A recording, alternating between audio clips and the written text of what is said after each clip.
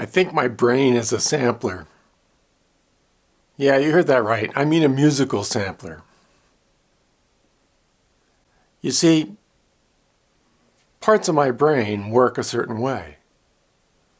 This part stores patterns, hundreds and hundreds of patterns. This other part stores samples, over 1 million samples. This other part over here interprets MIDI, like on a piano roll. But it used to read score, because I studied music as a kid. Let me explain how it works. Hi, I'm Jeffy G. I was watching this comedy routine by Fred Armisen on YouTube, and he does this thing where he takes a guitar and he plays punk music from every different country around the world, and he explains how, German punk is different than American punk or British punk, but not Italian punk. And then he does the same thing with drums, where he basically plays different patterns that represent things he's learned over the years about punk and new wave music, different countries around the world, different genres, and it all comes out in kind of a funny and humorous way. But it got me thinking, my brain is really the sampler at work here, and it always has been. There are a lot of plugins and software products that you can buy from your computer if you don't have this brain. And they do that work for you. So you can buy an app that will randomize a melody, and that melody then can form the basis for writing your own song. So you don't have to come up with the samples yourself. It comes up with them for you. Similarly, if you're not particularly good at programming drums or have ideas on what a good drum beat might be, there's all kinds of apps and software for your computer that will create the beats for you based on the most popular trends and the latest sounds and samples. But I realize I've been doing this for years.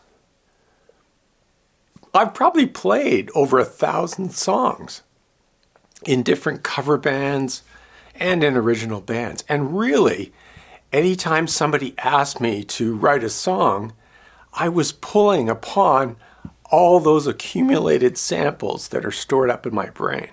It wasn't unusual for me to write an original song and then come up with a guitar riff that was largely based on, U2 or Eric Clapton or something I had heard from another guitar player that I admired at the time. Is it stealing? No, not really. What I'm doing is taking all those influences and piecing them together to come up with something original. Isn't that kind of the way sampling works too? You go to your sample library or an online cloud service like Splice or LoopCloud, and you find a guitar riff that you like, and then you modify it to make it your own. And that's the process that I've been doing apparently for years. And it's not just on guitar.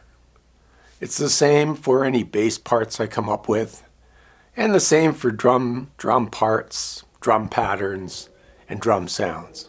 I tend to leverage the experience that's accumulated in my brain. Now, part of the thing that's confusing to me is that all of these, let's call them almost artificial intelligent apps, use algorithms and parameters for you to define what key, what tempo, how many bars, the nature and complexity of coming up with these melodies, beats, bass parts, orchestra parts. You really don't need to know music anymore. You don't have to tap into my years of experience or access my brain. You can do it all in software. Is that artificial intelligence? I don't know. What surprises me is that all these apps have a randomize button. They're often portrayed as dice, like you're gambling. You click on the dice, and the software itself comes up with something unique, or apparently unique, that you can use in your song. So let's say, you're a guitar player, but you're not good at coming up with drum beats.